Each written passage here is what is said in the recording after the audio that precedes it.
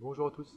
Alors on se retrouve pour la troisième partie du tutoriel Eagle, donc comment exporter les fichiers du routage vers la fraiseuse numérique.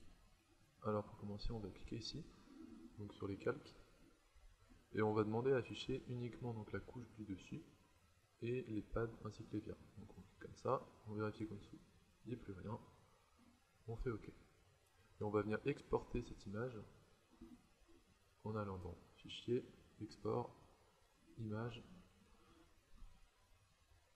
On va venir créer un dossier prod dans le dossier de notre projet. Voilà, on va appeler le fichier top. Ok, on clique sur monochrome, on met bien 500 dpi et on fait OK. Donc maintenant on va voir ce que ça a donné en fait. Hop, donc, toujours dans notre dossier Eagle. Voilà. Donc en fait ce que vous voyez là, c'est la couche du dessus. En noir c'est l'endroit où passera la fraiseuse. Et en blanc, c'est les endroits qui resteront intacts. Donc si vous voyez bien, ça va passer ici, ça va enlever de la matière et ça va laisser apparaître des pistes. Donc une fois qu'on a fait celle du dessus, on va faire celui du dessous. Donc pour ça, on reclique ici et on va demander à afficher seulement la couche du dessous. On enlève celle du dessus, on laisse les pads et les vias, on clique sur OK et voilà. On fait pareil, fichier, exporter, image. On clique ici, on va l'appeler bot. On coche monochrome, 500 dpi, on fait OK. Alors maintenant on va faire les trous de perçage, donc qui se trouvent ici, là et là. Alors pour ça, il va falloir d'abord récupérer un fichier sur internet. Donc là on va avoir besoin du fichier drill exactsize.upl, donc pour ça on va l'importer dans le dossier d'installation d'Eagle. Donc on fait clic droit, enregistrer sous, et on va aller se balader, hop, pour aller trouver le dossier de Eagle. Donc là j'ai créé un raccourci, donc sinon c'est dans C2 points, Program Files et Eagle. Pour vous. Donc on va dans UPL, et ici on clique sur enregistrer. Voilà, moi je l'ai déjà, on remplace, et c'est bon. Donc là on va retourner dans Eagle, hop, et on va lancer le script. Donc on fait fichier, pour une ULP, et on va chercher donc le drill exact size. On double-clique, et voilà. Donc, si vous avez remarqué là, il a donc réalisé des cercles en fait à l'endroit où il y a un perçage. Donc on va demander à afficher uniquement ce calque, donc, qui s'appelle drill image. Donc on va descendre, hop, et il est ici. On fait appliquer. Et maintenant il va falloir donc faire en sorte que ce soit plein, que ce soit complètement plein. Donc on double-clique ici, et dans Fill Style, on va choisir une couleur pleine. On fait OK, et voilà. On a notre perçage. Donc maintenant on fait fichier, export, image. On va appeler notre fichier drill. On clique sur monochrome, 500 dpi, et on fait OK. Voilà. Maintenant il va falloir récupérer le contour de la carte. Donc pour le contour de la carte, c'est le calque et dimension. Donc on s'arrange pour qu'il n'y ait que celui-ci. Donc on va enlever celui-là. On clique sur OK. Et voilà, donc ça c'est le contour de la carte. On va l'exporter, toujours pareil, fichier export image. Hop. On l'appelle contour. Enregistré en monochrome, 500 dpi. Et on fait OK. Voilà, donc pendant qu'on a nos fichiers, donc le dessous, le dessus, les trous de perçage et le contour, il va falloir faire quelques modifications. Donc pour ça on va utiliser GIMP. Donc en premier lieu, ce qu'il va falloir faire, c'est donc inverser la couleur de quelques calques. Je ne sais pas si vous voyez, donc on avait dit que le noir, c'est ce qui était enlevé. Donc là pour les trous de perçage, on voit bien qu'on enlève tout sauf là où il faut. Donc il va falloir inverser la couleur de ce calque. Et on va faire pareil pour celui-là. Donc on va demander à ce qu'il y ait seulement un trait noir sur le bord de la carte. Donc pour ça on va lancer GIMP. Voilà, on fait fichier, ouvrir. Donc pour le fichier de contour, on vient ici, on l'ouvre, et on va faire donc image, mode, on va passer au niveau de gris, et ensuite on va faire couleur inversée. Voilà. Donc ça, une fois que c'est fait, on n'a plus qu'à faire fichier, et écraser contour.png. Donc ça va remplacer l'image qu'on vient d'ouvrir. Voilà.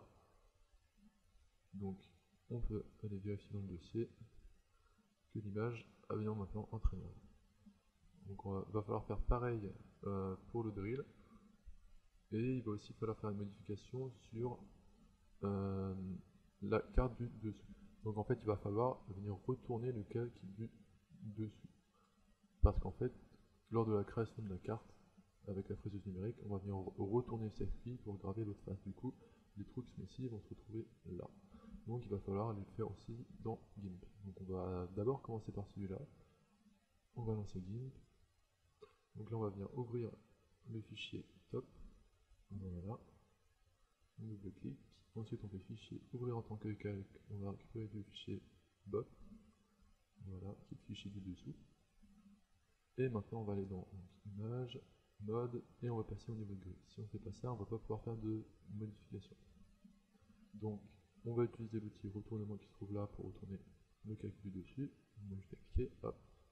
Maintenant ce que vous voyez, donc, si je clique sur le petit œil là pour désactiver le calque, c'est qu'ils ne sont pas alignés. Il y a une grosse partie noire ici, que voilà, qui pose problème. Donc en fait, il va falloir donc décaler le calque du dessus pour le reporter à droite.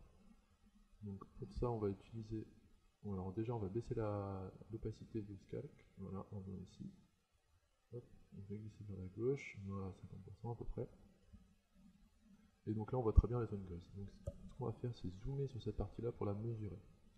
Donc on vient avec, avec CTRL, avec la molette, on vient zoomer sur cette partie là. Et ici on vient se décaler. Tac.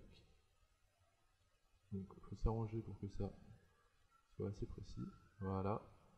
Et ensuite on va bien prendre l'outil de mesure qui se trouve là. Donc on clique avec le plus de précision possible ici. On reste appuyé sur CTRL pour faire un trait droit. Voilà. Et on va venir de l'autre côté. Et ici donc vous allez voir, il y a hop, la distance qui s'affiche en pixels ici. Voilà. Donc là, nous c'est 116 pixels. Donc ça veut dire qu'il va falloir décaler le calque du dessus vers la droite de 116 pixels. Donc pour ça c'est simple. Donc là, hop, on va dézoomer. On utilise donc cet outil là. On clique là. Ici on va rentrer donc les 116 pixels. Voilà. Et maintenant on va cliquer sur l'outil répartition à droite. On clique. Et on clique. Hop. Et là vous voyez donc que c'est parfaitement aligné. Voilà. Donc une fois qu'on a fait ça, on enlève on va repasser l'opacité à 100%. Voilà. Donc maintenant ce qu'on peut faire, donc on pourrait l'exporter tout de suite, on va rajouter du texte. Donc pour rajouter du texte, on prend l'outil qui se trouve là. Donc on va faire un rectangle, on choisit bien la couleur noire. Et on va taper donc notre texte. Donc, on l'appelle carte test 1.0. Voilà. On peut aussi donc modifier la taille, et on va le mettre en gras, ce sera plus facile à usiner sur la fraiseuse numérique. Donc on descend, voilà. Pour déplacer le texte, on appuie sur la touche Alt, et on vient donc décaler le bloc de texte. Voilà. Donc maintenant on exporte, on fait fichier, exporter comme, on clique sur le fichier bot, on fait exporter, remplacer, voilà. On s'arrange pour qu'il n'y ait pas de zone transparente ici, et on fait exporter. Voilà, et donc maintenant si on retourne ici, tac, on peut voir que on a le fichier carte qui se retrouve parfaitement aligné avec l'autre. Donc c'est parfait. Voilà, maintenant on a vu qu'il fallait aussi inverser les couleurs pour le fichier de perçage. Donc pour ça, on fait fichier ouvrir, le fichier de perçage, et on va faire image mode niveau de gris, couleur inversée, fichier écrasé. Alors il y a aussi une astuce en fait lors de la création de la carte, si on veut faire des trous vraiment fins, donc ce qu'on a fait ici, il faut en fait percer les deux côtés de la carte, parce que les forêts sont pas assez longs. Donc il va falloir faire la même chose que pour le calque du dessous, donc il va falloir le retourner et le décaler. Donc pour ça, ça va assez vite, hop, on clique ici, on sélectionne, ça le retourne, Ensuite on prend l'outil de déplacement, on a déjà mis nos 116 pixels ici, on clique, hop, on sélectionne et on décale. Maintenant il va aussi falloir, enlever cette zone transparente, donc pour ça on va créer un calque, hop, et on va le remplir en blanc. On valide, on a ce calque, on le passe en dessous, et c'est bon. Donc maintenant on n'a plus qu'à faire fichier, exporter comme, et on va l'appeler Real 2. Voilà. On fait que sur exporter, on s'arrange pour qu'il n'y ait pas de couleur transparente, et on fait OK. Et maintenant c'est fini. Donc on se retrouve bien avec la partie du dessous, alignée avec la partie du dessus, le fichier de perçage du dessous, le fichier de perçage du dessus, et le contour de la carte. Voilà. Donc là c'est fini pour la troisième partie. Il va falloir maintenant faire l'usinage.